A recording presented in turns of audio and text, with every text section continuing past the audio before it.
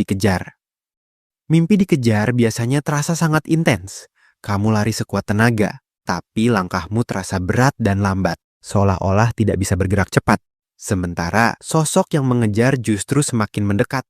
Secara neuroscience, mimpi ini melibatkan aktivitas tinggi pada amigdala, yaitu pusat kendali rasa takut.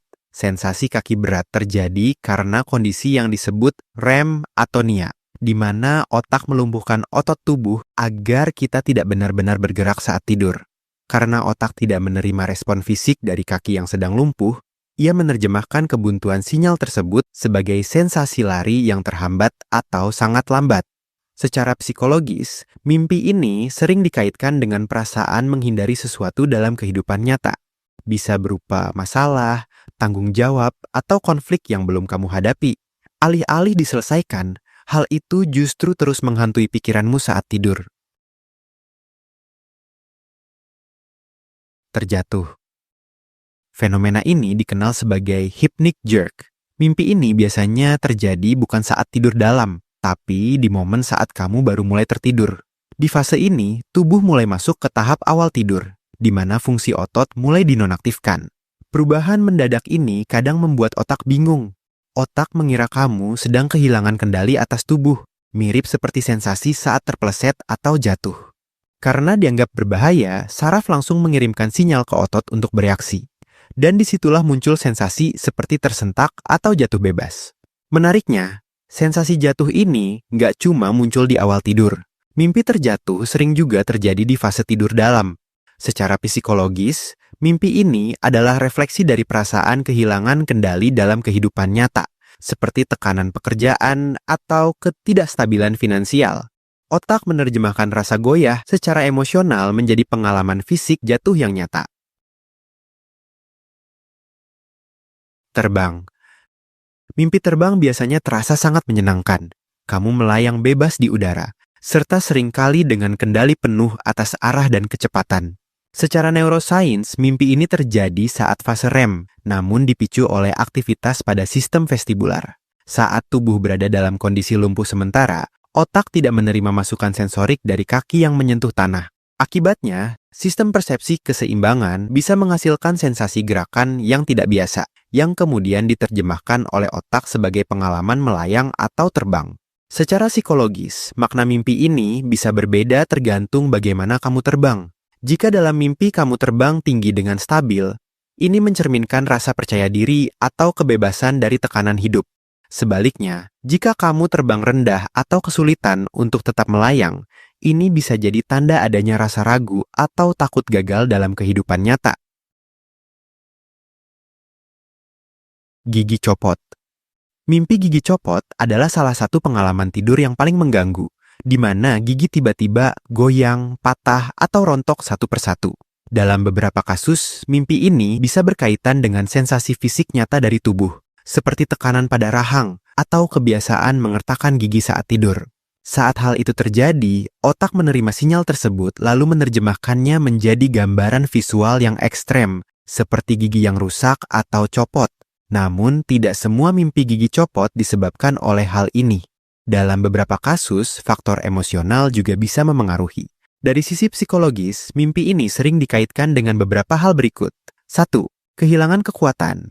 Gigi melambangkan kekuatan dan kemampuan kita untuk menghadapi masalah. Kehilangan gigi mencerminkan rasa tidak berdaya atau kehilangan kendali atas situasi sulit yang sedang dihadapi. 2. Transisi hidup. Sama seperti proses lepasnya gigi susu saat kita beranjak dewasa, mimpi ini sering muncul saat kamu sedang mengalami perubahan besar, seperti pindah kerja, lulus sekolah, atau memulai hubungan baru. 3. Kecemasan sosial. Karena gigi adalah bagian vital saat kita bicara dan tersenyum, mimpi ini melambangkan rasa takut akan penilaian buruk orang lain. Telanjang.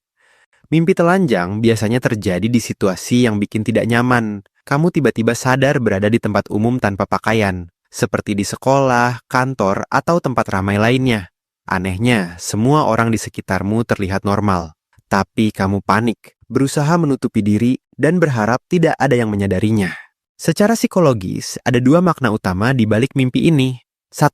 Kerentanan. Pakaian adalah perlindungan sosial kita. Berada tanpa busana mencerminkan ketakutan bahwa rahasia atau kekuranganmu akan terekspos dan dilihat apa adanya oleh orang lain. 2. Sindrom imposter. Mimpi ini sering dialami oleh orang-orang yang baru mendapatkan tanggung jawab besar namun merasa tidak layak. Kamu merasa takut bahwa topeng atau identitasmu akan terlepas dan orang-orang akan tahu siapa kamu sebenarnya. Telat. Mimpi telat biasanya muncul dalam bentuk situasi yang bikin panik. Kamu terlambat datang ke sekolah, kerja, atau bahkan ketinggalan sesuatu yang sangat penting. Yang bikin stres, sekeras apapun kamu berusaha, waktunya selalu terasa tidak cukup. Mimpi ini berkaitan dengan aktivitas pada area otak yang mengatur stres dan evaluasi diri, seperti anterior cingulate cortex. Saat kamu sedang tertekan atau takut membuat kesalahan, otak cenderung mensimulasikan skenario terburuk, seperti terlambat dan kehilangan kesempatan penting. Secara psikologis, ada dua makna utama di balik mimpi ini. 1. Ketakutan akan kehilangan peluang. Mimpi ini melambangkan penyesalan atau ketakutan bahwa sebuah peluang besar dalam hidupmu akan hilang selamanya jika kamu tidak bergerak cukup cepat. 2. Tekanan jam sosial. Ini seringkali merupakan refleksi dari perasaan tertinggal dibandingkan orang lain. Kamu merasa harus sudah mencapai titik tertentu dalam karir atau hubungan di usia sekarang, namun kenyataannya belum tercapai. Ujian. Secara neurosains, mimpi ini berkaitan dengan aktivitas pada medial prefrontal cortex, yaitu area yang mengatur evaluasi terhadap diri sendiri. Saat kamu sedang menghadapi tekanan besar, MPFC akan mensimulasikan situasi di mana kamu diuji. Menariknya, otak menggunakan memori sekolah sebagai arsip stres utama, karena itulah momen pertama dalam hidup di mana harga diri kita diukur melalui sebuah nilai atau angka. Menariknya, mimpi ini tidak hanya dialami oleh pelajar, bahkan orang yang sudah lama lulus pun masih sering mengalaminya. Dari sisi psikologis, ada dua makna utama di balik mimpi ini. 1. Perfeksionisme. Mimpi ini adalah gejala klasik dari orang-orang yang memiliki standar tinggi. Rasa takut tidak menjadi yang terbaik di dunia nyata, membuat otak terus-menerus memberikan latihan kegagalan agar kamu tetap waspada. 2. Ujian kehidupan nyata. Meskipun settingnya di sekolah, mimpi ini sebenarnya adalah metafora untuk tantangan yang sedang kamu hadapi saat ini, seperti deadline project, presentasi di depan atasan, atau keputusan hidup yang besar. Kendaraan sulit dikendalikan. Mimpi ini biasanya terasa kacau. Kamu sedang mengemudi, namun tiba-tiba rem tidak berfungsi, setir tidak merespons, atau kendaraan melaju kencang tanpa kendali. Seperti mimpi pada umumnya, mimpi ini terjadi saat fase REM, di mana otak aktif sementara tubuh berada dalam kondisi lumpuh. Dalam kondisi ini, bisa muncul ketidaksesuaian antara niat untuk bergerak dan respon tubuh yang tidak terjadi. Otak yang tidak mendapatkan umpan balik fisik kemudian mengisi celah tersebut dengan skenario yang terasa masuk akal, seperti kendaraan yang tidak bisa dikendalikan. Secara psikologis, ada 3 skenario yang dikaitkan dengan mimpi ini. 1. Remblong. Ini mencerminkan ketidakmampuanmu untuk menghentikan situasi yang bergerak terlalu cepat di dunia nyata, seperti burnout atau perilaku impulsif. 2. Setir tidak berfungsi. Ini melambangkan hilangnya arah atau rasa takut bahwa keputusan yang kamu ambil saat ini tidak akan membawa hasil yang diinginkan. 3. Menjadi penumpang. Jika kamu berada di kursi belakang saat mobil melaju, ini adalah tanda bahwa kamu merasa orang lain yang memegang kendali atas hidupmu, sementara kamu tidak punya suara untuk menghentikannya. Bertemu orang yang sudah meninggal. Mimpi ini sering disebut sebagai visitation dreams karena sensasinya yang sangat nyata, seolah-olah orang tersebut benar-benar hadir kembali. Fenomena ini berkaitan dengan aktivitas kuat pada hipokampus dan amigdala. Otak menggabungkan kembali memori dan emosi yang pernah kamu alami bersama orang tersebut, sehingga kehadirannya terasa sangat hidup dan realistis di dalam mimpi. Menariknya, interaksi dalam mimpi ini seringkali tanpa percakapan yang jelas. Namun, dalam beberapa kasus, mimpi ini juga bisa terasa sangat detail. Secara psikologis, ada 2 makna utama di balik pertemuan ini. 1. Penyelesaian yang tertunda.